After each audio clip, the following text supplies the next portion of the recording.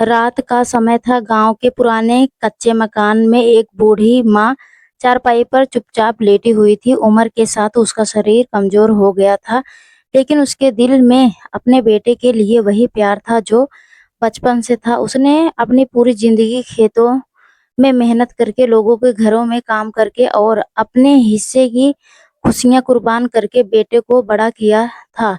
उसे उम्मीद थी कि बुढ़ापे में उसका बेटा उसका सहारा बनेगा, लेकिन किस्मत ने कुछ और ही लिखा रखा था। एक दिन बेटा गुस्से में माँ के कमरे में आया और जोर से बोला, बुढ़िया, अगर तुम गांव की जमीन मेरे नाम नहीं करेगी तो मैं तुम्हें खाना नहीं दूंगा। यह सुनकर माँ का दिल कांप उठा। उसने कांपती आवाज में कहा, बेटा, यह जमीन तुम्हारे पिता की आखिरी निशानी है।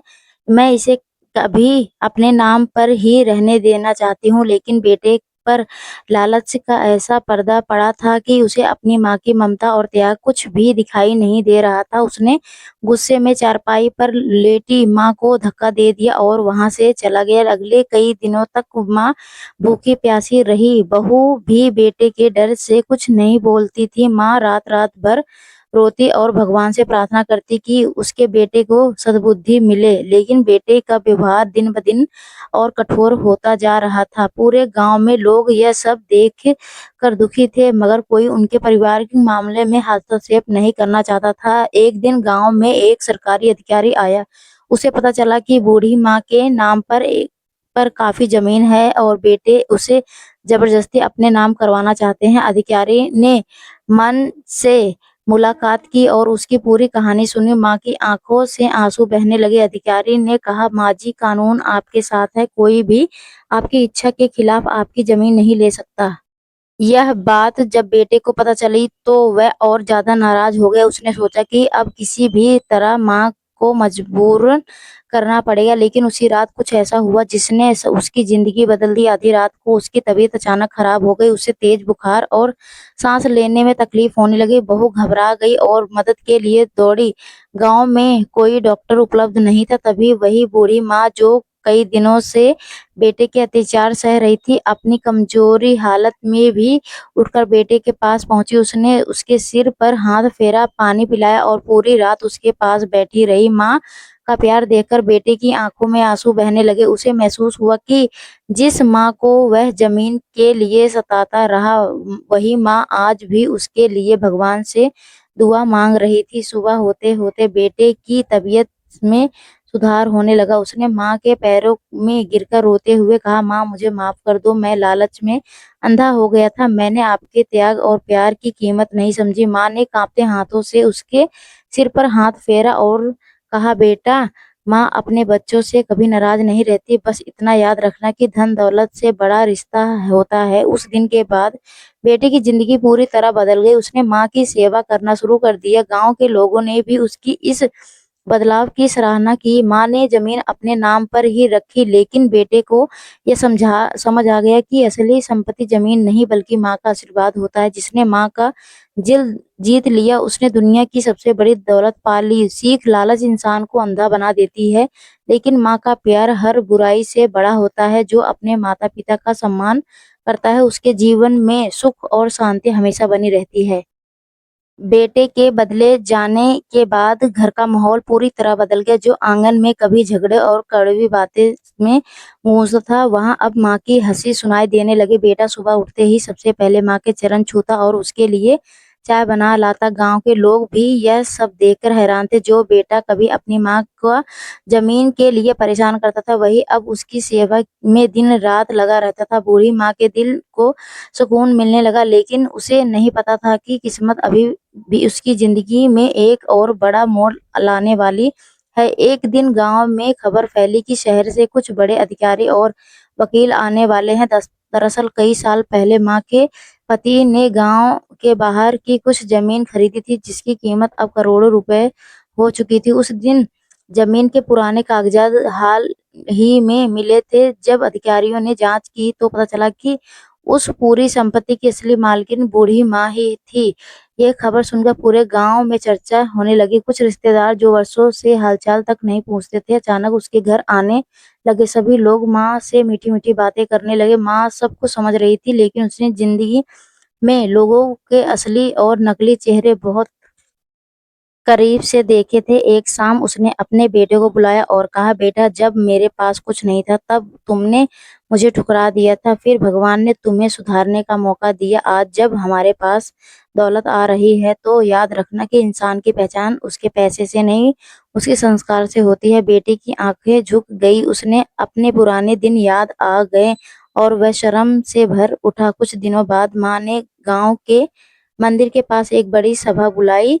गांव के सभी लोग वहां इकट्ठे हुए। सबको लग रहा था कि माँ अपनी करोड़ों की जमीन बेटे के नाम करने वाली है, लेकिन माँ मंच पर खड़ी हुई और उसने जो फैसला सुनाया उसे सुनकर सभी लोग स्तंभ रह गए। उसने कहा, मैं अपनी संपत्ति का एक हिस्सा गांव के गरीब बच्चों के पढ़ाई के लिए दान करूंगी, एक हिस्सा गांव में अस्पताल बनवाने के लिए दूंगी और बाकी संपत्ति अपने बेटे और बहू को दूंगी ताकि वह ईमानदारी से जीवन जी सके।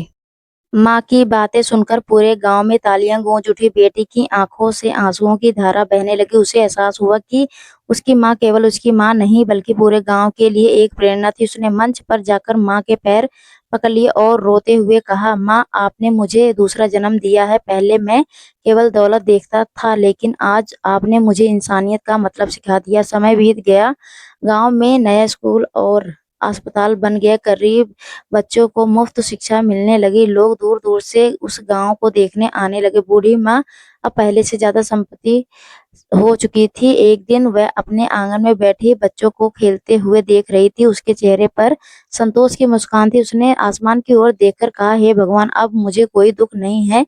मेरी सबसे बड़ी दौलत मेरा बेटा नहीं बल्कि उसका बदला हुआ दिल है। उसकी आंखों में खुशी के आंसू थे क्योंकि उसने अपनी जिंदगी की सबसे बड़ी जीत हासिल कर ली थी। एक लालची बेटे को एक अच्छा इंसान बना दिया था और यही उसकी असली विरासत थी, जो जमीन जायदाद से कहीं ज्यादा कीमती थी। पति का छिपा हुआ राज, माँ की संपत्ति और उसके नेक कर्मों की चर्चा अब दूर दूर तक फैल चुकी थी। गांव के लोग उसका सम्मान करते और उसका बेटा भी अब पूरी निष्ठा से उसकी सेवा करता। सब कुछ अच्छा चल रहा था, लेकिन एक दिन घर की पुरानी हवेली की सफाई करते समय बहू को एक लोहे का पुराना संदूक मिला। संदूक पर मोटी धूल जमी हुई थी और उस पर एक पुराना ताला लगा हुआ था। जब माँ ने उसे देखा तो उसकी आंखें अचानक नम हो गई। वह कुछ पल के लिए चुप रही, जैसे कोई पुरानी याद उसके दिल में जाग उठी हो।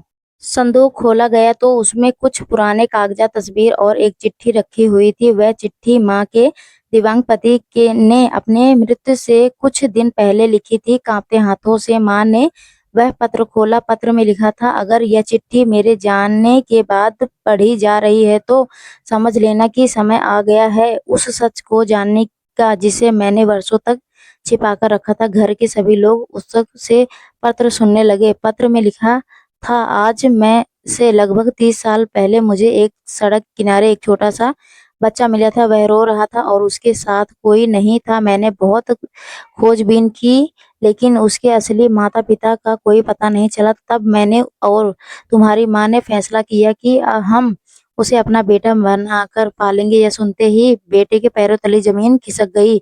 उसकी आंखें फटी रह गई। वह समझ गया कि पत्र उसी के बारे में था। उसकी सांसें तेज हो गई थी और उसके हाथ कांपने लगे। माँ की आंखों से आंसू बहने लगे। उसने कहा, हाँ बेटा, यह सच है, तुम हमारे खून के नहीं हुए थे लेकिन हमारे दिल के टुकड़े हो। हमने कभी तुम्हें यह महसूस नहीं होने दिया कि तुम हमारे अपने नहीं हो। बेटा जोर जोर से रोने लगा। उसे अपने पुराने पाप याद आने लगे। जिस माँ ने उसे जन्म भी नहीं दिया था उसने उससे कहीं ज्यादा प्यार किया था जितना एक सगी माँ करती है। उसने जमीन के लिए उसी माँ को रुलाया था जिसने उस सड़क से उठाकर जिंदगी दी। लेकिन कहानी यहीं खत्म नहीं हुई। पत्र में एक और बड़ा रहस्य छिपा था। उसमें लिखा था कि जिस दिन मुझे यह सच बच्चा मिला था उसके गले में सोने का एक छोटा सा लॉकेट था। उस लॉकेट के अंदर एक निशान बना हुआ था। मैंने उसे संभाल कर रखा है। अगर कभी उसके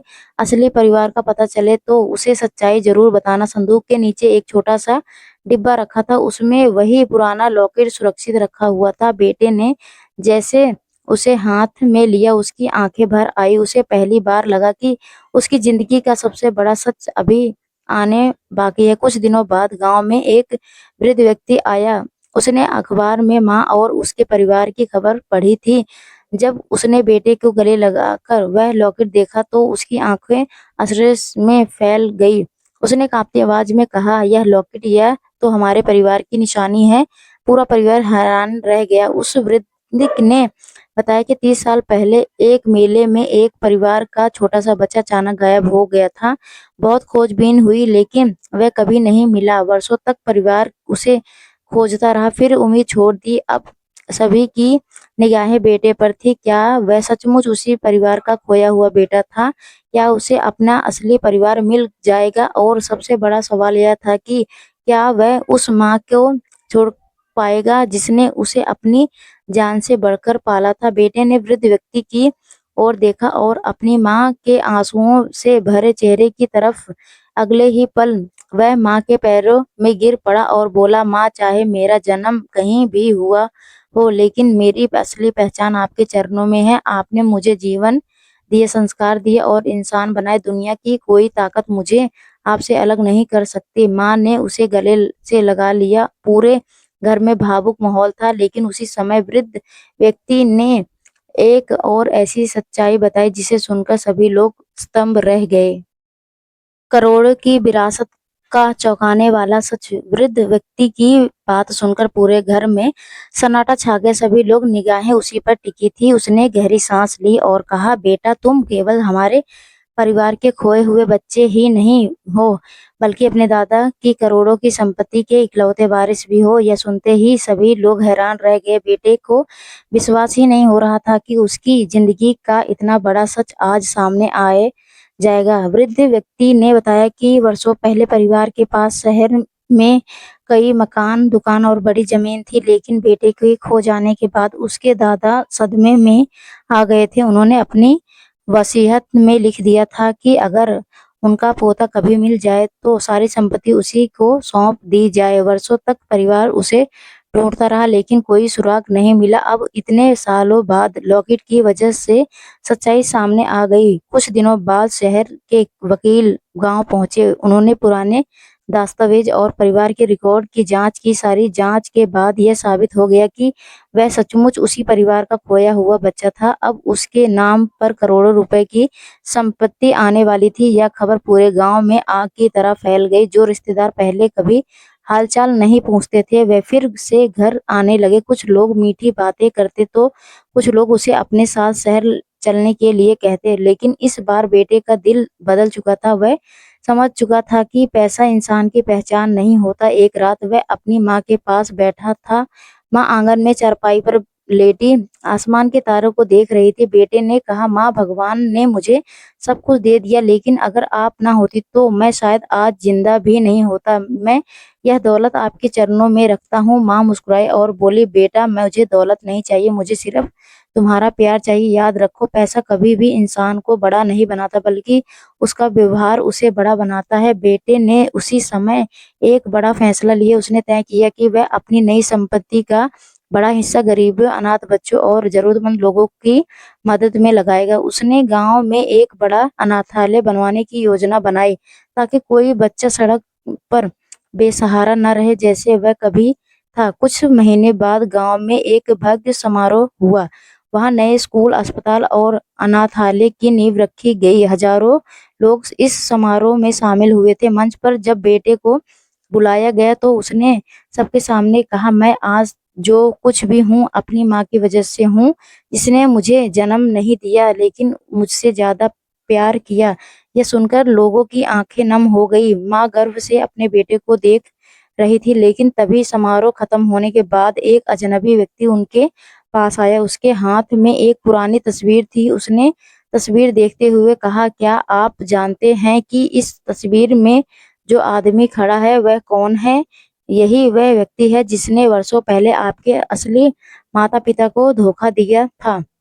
यह सुनते ही बेटे के चेहरे का रंग उड़ गया। तस्वीर में जो चेहरा दिखाई दे रहा था उससे देखकर वृद्ध व्यक्ति भी चौंक गया, क्योंकि वह चेहरा किसी और का नहीं बल्कि परिवार के एक बहुत करीब रिश्तेदार का था। धोखेबाज रिश्तेदार का पर्दाफाश। तस्वीर में दिख रहे चेहरे को देखते ही वृद्ध व्यक्ति के हाथ कांपने लगे। उसकी आंखों में गुस्सा और दर्द दोनों साफ दिखाई दे रहे थे। उसने सारी आवाज में कहा, यही वह आदमी है जिसने हमारे परिवार को बर्बाद कर दिया था। तस्वीर में मौजूद व्यक्ति परिवार का ही एक करीबी चाचा था, जिस पर कभी सभी आंख बंद करके भरोसा करते थे। वृद्ध व्यक्ति ने बताया कि जब बेटा छोटा था तब उसने उसके दादाजी की संपत्ति करोड़ों की थी। चाचा की नज़र शुरू से ही उस दौलत पर थी। उसे पता था कि अगर बच्चा बड़ा हो गया तो सारी संपत्ति उसी क्यों मिलेगी। लालच में अंधे होकर उसने एक खतरनाक साजिश रची। गांव के मेले में उसे बच्चे को परिवार से अलग कर दिया गया और फिर ऐसा दिखाया गया जैसे बच्चा भीड़ में खो गया हो। यह सुनकर बेटे के पैरों तले जमीन खिसक गई। उसकी आंखों से आंसू बहने लगे। उसे विश्वास नहीं हो रहा था कि केवल दौलत के लिए कोई इंसान इतना बड़ा पाप करता है। वृद्ध व्यक्ति ने आगे बताया, हमने वर्षों तक तुम्हें खोजा, पुलिस में रिपोर्ट दर्ज करवाई, अखबारों में छपवाई, लेकिन तुम्हारा कोई पता नहीं चला। इस बीच उस चाचा ने धीरे धीरे पूरी संपत्ति पर कब्जा कर लिया। तुम्हारे दादा दादी सदमे में बीमार पड़ गए और कुछ साल बाद दुनिया छोड़ गए। यह सुनते ही घर में मौजूद सभी लोग भावुक हो गए। बूढ़ी माँ चुपचाप बैठी सब सुन रही थी। उसके दिल में एक अजीब सी शांति थी, क्योंकि आज वह समझ चुकी थी कि भगवान देर जरूर करता है लेकिन न्याय जरूर करता है। कुछ दिनों बाद परिवार ने कानूनी कार्रवाई शुरू की। पुराने दस्तावेज, गवाह और रिकॉर्डिंग अदालत में पेश किए गए। महीनों तक केस चलता रहा। आखिरकार अदालत ने फैसला सुनाया कि बेटे के साथ अन्याय हुआ था और उसकी पत्नी संपत्ति उसे वापस मिलनी चाहिए। फैसले दिन वाले दिन अदालत में भारी भीड़ थी। उस जैसे ही जज ने निर्णय सुनाया, बेटे की आंखों से आंसू निकल पड़े। लेकिन उसे सबसे ज्यादा खुशी संपत्ति मिलने की नहीं थी। उसे खुशी इस बात की थी कि उसकी असली माता पिता और दादा दादी के साथ हुए अन्याय को आखिरकार न्याय मिल गया। उधर धोखेबाज चाचा की सच्चाई पूरे समाज के सामने आ चुकी थी। जिन लोगों के बीच वह सम्मान से रहता था, वही लोग अब उससे मुंह मोड़ने लगे। उसे समझ आ गया कि लालच में से कमाया गया धन कभी सुख नहीं देता। संपत्ति वापस मिलने के बाद बेटे ने सबसे पहले अपनी माँ का हाथ पकड़ा और कहा, माँ, आज जो कुछ भी मुझे मिला है वह आपकी वजह से है। अगर आपने मुझे बचपन में अपनाया ना होता तो शायद मैं कहीं गुमनामी में खो गया होता। माँ की आंखों भर आई। उसने कहा, बेटा, माँ का रिश्ता खून से नहीं दिल से होता है। जिस दिन मैंने तुम्हें अपनी गोद में लिया था उसी दिन तुम मेरे बेटे बन गए थे। इसके बाद बेटे ने एक और बड़ा फैसला लिया। उसने अपनी संपत्ति का एक बड़ा हिस्सा उन बच्चों के लिए ट्रस्ट में दान कर दिया जो अनाथ थे या अपने परिवार से बिछड़ चुके थे। वह नहीं चाहता था कि कोई बच्चा वही दर्द सहे जो उसने बचपन में सहा था। समय बीत गया। गांव का नाम पूरे प्रदेश में प्रसिद्ध हो गया। स्कूल, अस्पताल और अनाथालय हजारों लोगों की मदद करने लगे। वृद्ध बूढ़ी माँ का सम्मान इतना बढ़ गया कि लोग उसे गांव की माँ कहकर बुलाने लगे। एक रात जब सब लोग खुशी जीवन बिता रहे थे, तभी हवेली के पुराने कमरे से एक रहस्यमय आवाज सुनाई दी। जब बेटे ने जाकर देखा तो वहां दीवार के पीछे एक गुप्त तहखाना छिपा हुआ था। तहखाने के अंदर एक पुरानी डायरी रखी हुई थी और उसी डायरी के पहले पन्ने पर लिखा था, अगर तुम यह डायरी पढ़ रहे हो तो समझ लो कि परिवार का सबसे बड़ा रहस्य अभी बाकी है।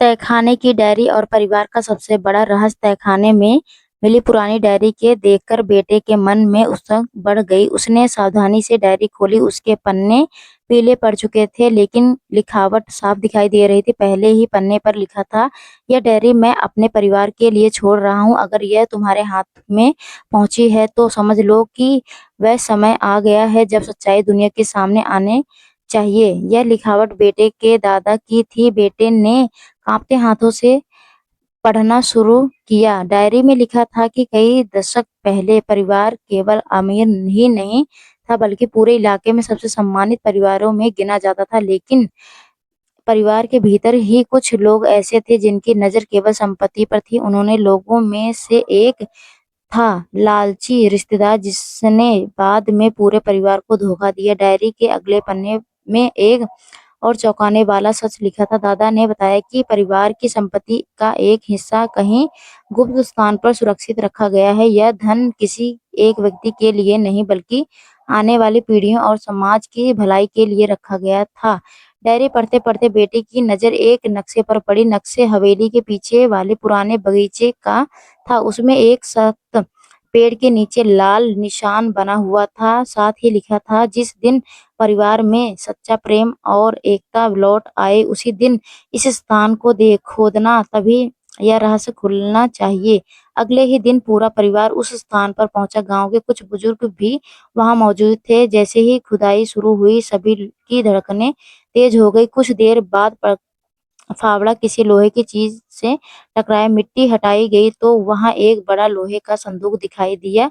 संदूक को बाहर निकाला गया। उस पर जंग लगी हुई थी लेकिन ताला अब भी सुरक्षित था। बड़ी मुश्किल से उसे खोला गया। जैसे ही ढक्कन खुला सभी लोग हैरान रह गए। उसके अंदर सोने के पुराने सिक्के, कीमती गहने और जमीन के दस्तावेज और कई महत्वपूर्ण कागजात रखे हुए थे। लेकिन सबसे ज्यादा हैरान करने के लिए एक लिफाफा देखकर, जिस पर बड़े अक्षरों में लिखा था, मेरे असली वारिस के लिए। बेटे ने कांपते हाथों से वह पत्र खोला। पत्र में लिखा था, अगर तुम यह पत्र पढ़ रहे हो तो इसका मतलब है कि परिवार के फिर से एक हो चुका है। याद रखना, इस धन को उद्योग केवल ऐशो आराम के लिए नहीं, यह लोगों की मदद करने के लिए है। जो व्यक्ति इस संपत्ति का उपयोग समाज की भलाई के लिए करेगा वही इस परिवार का सच्चा वारिस कहलाएगा। पत्र पढ़कर बेटे की आंखों भर आई। उसे लगा जैसे उसके दादा आज भी उसे सही रास्ता दिखा रहे हो। लेकिन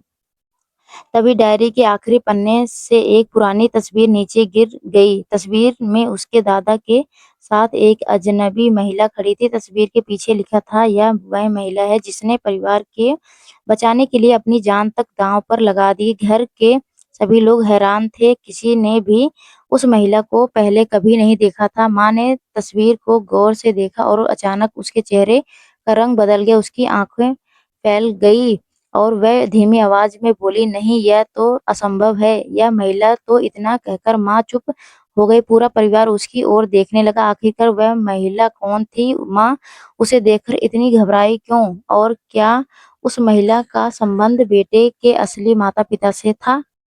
तस्वीर वाली महिला का चौंकाने वाला सच। माँ की आवाज कांप रही थी। उसकी हाथों से तस्वीर लगभग छूट गई। पूरे परिवार की नजर उसी पर टिकी हुई थी। बेटा घबराकर बोला, माँ, आखिरकार यह महिला कौन थी? आप इसे देखकर इतनी परेशान क्यों हो गई? कुछ क्षणों तक वह सन्नाटा छा गया। फिर माँ ने गहरी सांस ली और धीमी आवाज में कहा, मैंने इसे वर्षों पहले देखा था लेकिन मुझे लगा कि यह अब इस दुनिया में नहीं है। यह सुनते ही सभी लोग हैरान रह गए। माँ ने बताया कि करीब 30 साल पहले जब उसे सड़क किनारे रोता हुआ छोटा बच्चा मिला था तब उसके पास एक घायल महिला भी थी। वह महिला बहुत कमजोर हालत में थी।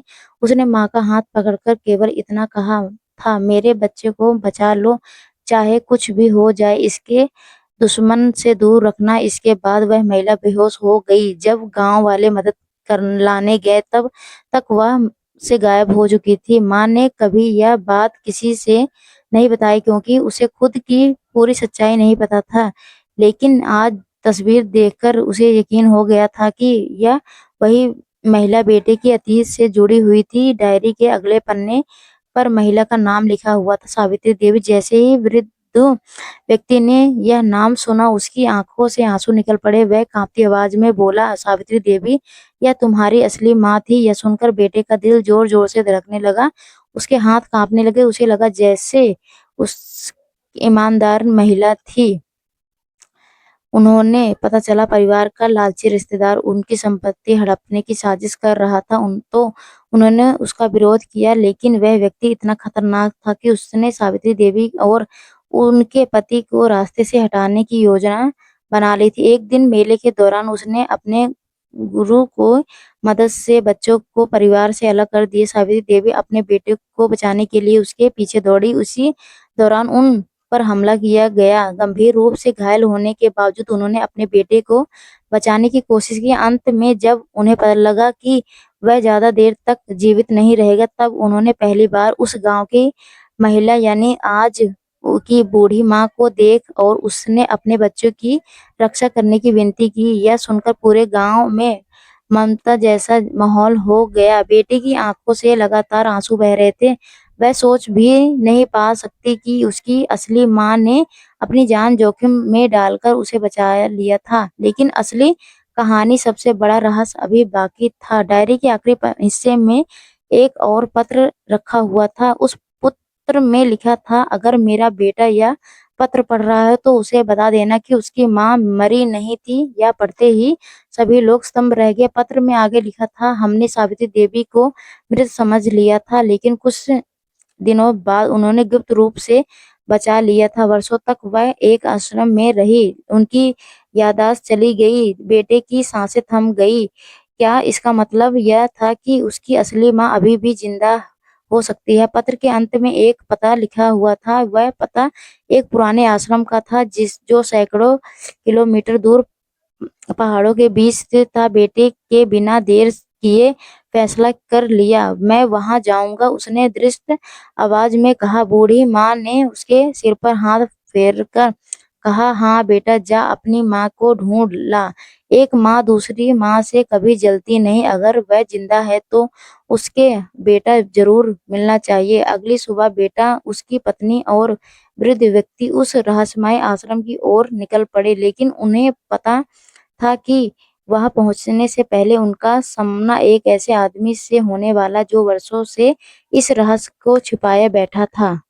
आश्रम में हुई भावुक मुलाकात। अगली सुबह सूरज निकलने से पहले ही बेटा, उसकी और वृद्ध व्यक्ति उस पुराने आश्रम की ओर निकल पड़े। पहाड़ों के बीच से वह आश्रम बहुत शांत और रहस्यमय लग रहा था। रास्ता कठिन था, लेकिन बेटे के मन में केवल एक ही सवाल घूम रहा था, क्या उसकी असली माँ सचमुच जिंदा होगी? कई घंटों के यात्रा के बाद वह आश्रम पहुंचा। वहां सफेद कपड़े पहने कुछ वृद्ध महिलाएं और साधु रहते थे। आश्रम के मुख्य द्वार पर पहुंचकर बेटे ने डायरी में लिखा हुआ नाम बताया। आश्रम के प्रथम ने कुछ देर तक पुराने रिकॉर्ड देखे और फिर गंभीर स्वर में कहा, हाँ, कई साल पहले इस नाम की महिला यहाँ आई थी, लेकिन उनकी याददाश्त पूरी तरह खत्म हो चुकी थी। यह सुनकर बेटे की धड़कनें तेज हो गई।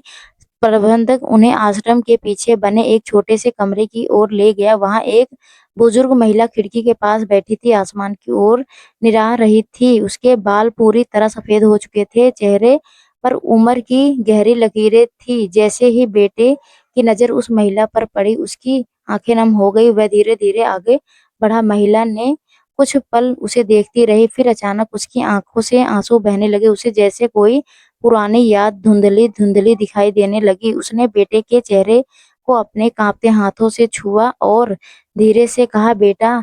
यह सुनते ही बेटा फूट फूट कर रो पड़ा। वर्षों की दूरी, दर्द और इंतजार का एक ही पल आंखों से बह निकला और वहां मौजूद सभी लोग आंखें नम हो गई। कुछ दिनों बाद बेटा आश्रम में ही रुका। डॉक्टरों की मदद से सावित्री देवी की पुरानी यादें धीरे धीरे लौटने लगी। उन्हें अपने पति, अपना घर और अपने बेटे की कुछ झलकियां याद आने लगी। लेकिन इसी दौरान एक और चौंकाने वाला बात सामने आई। आश्रम के एक बहुत पुराने कर्मचारी ने बेटे को एक फाइल दी। उसमें से कई पुरानी दस्तावेज और कुछ तस्वीरें थी। उन तस्वीरों में एक आदमी बार बार दिखाई दे रहा था। जैसे ही वृद्ध व्यक्ति ने यह तस्वीर देखी, उसका चेहरा पीला पड़ गया। यह घबराकर बोला, यही आदमी है, जो व्यक्ति है जिसने वर्षों पहले सावित्री देवी को आश्रम तक पहुंचाया था। बेटे ने पूछा, तो इसमें हैरानी की क्या बात है? वृद्ध व्यक्ति ने कांपती आवाज में जवाब दिया, क्योंकि यह आदमी कोई और नहीं बल्कि वही धोखेबाज रिश्तेदार का सबसे भरोसेमंद साथी था। यह सुनते ही सभी हैरान रह गए। इसका मतलब था कि सावित्री देवी का आश्रम तक पहुंचाने कोई सहयोग नहीं था, इसके पीछे भी कोई गहरा राज छिपा हुआ था। फाइल के अंतिम पन्ने पर एक पत्र रखा हुआ था। पत्र में लिखा था, अगर यह पत्र कभी परिवार तक पहुंचे तो समझ लेना कि असली दुश्मन वह नहीं था जिसे तुम समझ जानते हो। उसके पीछे कोई और भी था, एक ऐसा व्यक्ति जिस पर पूरे परिवार को सबसे ज्यादा भरोसा था। यह पढ़ते ही उसके बेटे के हाथ कांपने लगे। अब सवाल यह था कि वह असली मास्टरमाइंड कौन था? क्या परिवार का कोई और रहस्य इस साजिश में शामिल था और इतने सालों तक यह सच क्यों छिपाया रहा? उसी रात आश्रम के बाहर एक काली गाड़ी आकर रुकी। उसमें से एक रहस्यमय आदमी उतरा और सीधे आश्रम की ओर बढ़ने लगा। तो दोस्तों, आपको यह कहानी कैसी लगी कमेंट करके जरूर बताइएगा। अगर आपको यह कहानी पसंद आई हो तो इसे लाइक करें और अपने दोस्तों के साथ शेयर करें। आगे भी ऐसी रोमांचक कहानी के लिए हमारे चैनल को सब्सक्राइब करें और बेल आइकन दबाना ना भूलें ताकि आप हमारी कोई भी कहानी मिस न करें। धन्यवाद दोस्तों, आपका दिन अच्छा हो। जय श्री श्याम, हरे के सहारा।